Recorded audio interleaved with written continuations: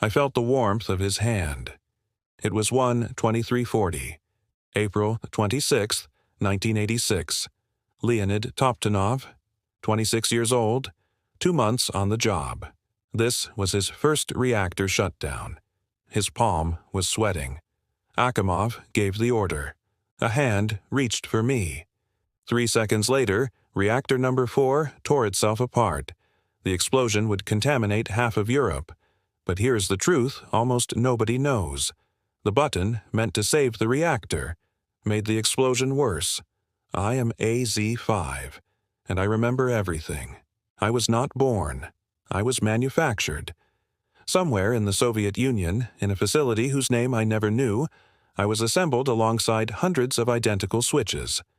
Emergency shutdown buttons for RBMK-type reactors. Each one identical, each one red. My designation, Avarinaya Zashchita 5. Emergency protection, 5th level. I was designed to do one thing: insert all 211 control rods into the reactor core simultaneously. Total shutdown. The final word in a chain of safety systems. The engineers who designed me believed I would save lives. They were wrong. Inside me, circuits, switches, relay mechanisms. When pressed, I would send an electrical signal through the reactor's control systems. The rods would drop. The chain reaction would stop. Simple. Foolproof. Or so they thought. What they didn't account for was this. The control rods had graphite tips. Graphite moderates neutrons. It accelerates the reaction before slowing it. For the first few seconds of insertion, I would make things worse. This was known. The flaw had been documented as far back as 1976, at another Soviet nuclear plant, in a classified report that never reached Chernobyl's operators. The report was filed. The operators were never told. Why he would one day press me, no one will ever know for certain. Akimov and Toptonov both died weeks later. They took the answer with them. And so I waited, installed in the control room of Reactor 4, ready to fulfill my function. Unaware that I was not a solution, I was a trigger. They installed me during the commissioning of Reactor number 4. A team of technicians bolted my housing into the main control panel. I was positioned among dozens of other controls, dials, switches, indicators, but I was different. I was red. I was larger. I was the last resort. The room itself was vast. Concrete walls, steel frameworks. The air hummed with the sound of cooling systems and ventilation. Beyond the control room windows, the reactor hall stretched upward. Massive, industrial, alive with the quiet roar of fission. I could not see it, but I could feel it. The reactor breathed. Steam moved through pipes. Fuel channels glowed. Neutrons collided. Energy poured outward. And in the center of the panel, beneath a protective cover to prevent accidental activation, I waited. Over the years, hands hovered over me. Drills, tests, training exercises, but I was never pressed.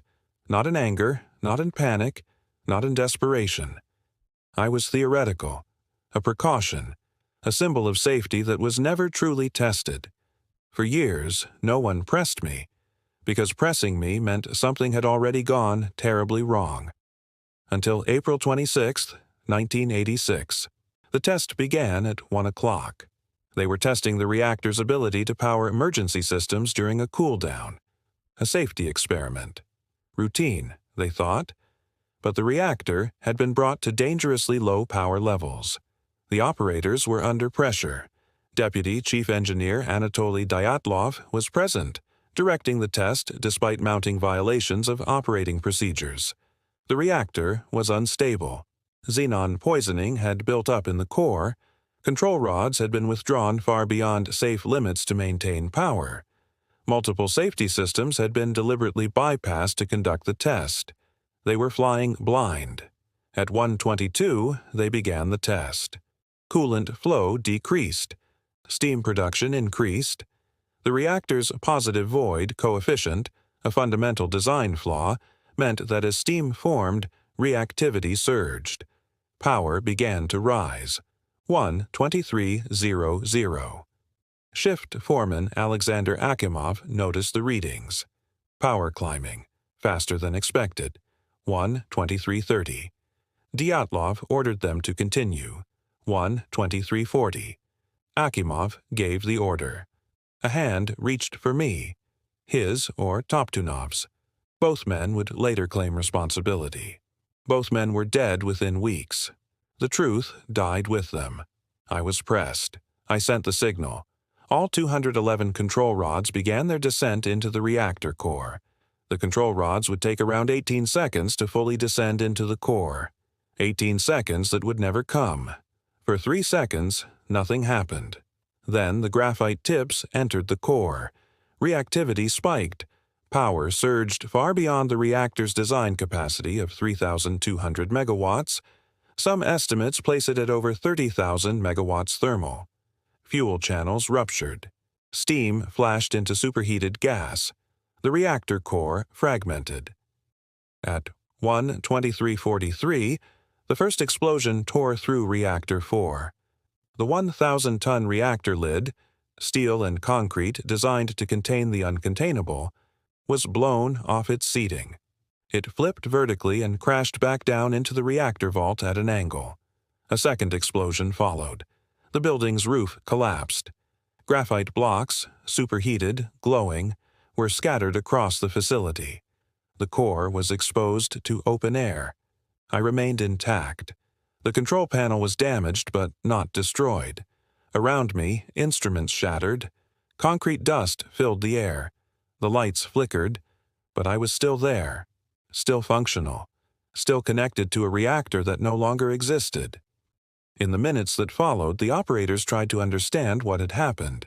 Akimov and Toptunov believed the reactor was still intact. They thought cooling water could still be pumped. They manually opened valves, flooding the ruined core with water that only fed the steam explosion. They were receiving lethal doses of radiation with every breath. Dyatlov refused to believe the reactor had been destroyed. I had done what I was designed to do. I had inserted the control rods. I had triggered the emergency shutdown. In the months that followed, hundreds of thousands of people would be evacuated from the surrounding areas. Their world ended that night. I want to tell you about the moment. The exact second Toptunov's finger made contact. He did not slam me. He did not hesitate. He pressed me firmly, deliberately, the way you would press any button when you believed it would save you. I felt the electrical current close, the circuit completed, the signal transmitted. It was instantaneous, irreversible. There is a belief among some that the operators could have stopped it, that if they had acted sooner or differently, the disaster could have been avoided. This is partially true, but by the time Toptunov pressed me, the reactor was already lost. The design flaws, the procedural violations, the xenon poisoning, the withdrawn control rods, all of it had converged into a single, inevitable point. I was not the cause. I was the final step. Toptunov died on May 14, 1986. Acute radiation syndrome. Akimov died on May 11th. The same. Dyatlov was sentenced to 10 years in a labor camp. He did not serve them all. Released early due to illness, he spent the rest of his life insisting the reactor design was at fault, not his decisions. He was partially correct. I do not judge. I only remember. Reactor 4 burned for 10 days. Helicopters dropped sand, clay, boron, and lead onto the exposed core. Over 5,000 tons of material. Much of it missed the core. They were burying a ghost. Miners dug beneath the reactor to install cooling systems. Liquidators, hundreds of thousands of them, worked in shifts measured in seconds to clear radioactive debris. A fraction of the reactor core was scattered across the surrounding land. Isotopes that will remain dangerous for millennia. By November 1986, a temporary structure called the sarcophagus was built around Reactor 4. Concrete and steel, erected in haste, already crumbling within years. I remained inside. The control room was sealed, contaminated, inaccessible. For 30 years, I sat in darkness. Dust settled on my surface. The air grew still. The reactor beneath me cooled into a radioactive tomb. In 2017, the new safe confinement structure was completed. A massive arch, 110 meters tall, 260 meters wide, slid into place over the old sarcophagus. It is designed to contain the radiation for another century. I am still inside. Somewhere beneath layers of steel, I am AZ-5. I am still there, beneath the arch, in the ruins of Reactor 4. I will remain there long after the people who built me are forgotten, long after the last liquidator has died, long after the isotopes have decayed. I felt the warmth of his hand, and I remember everything.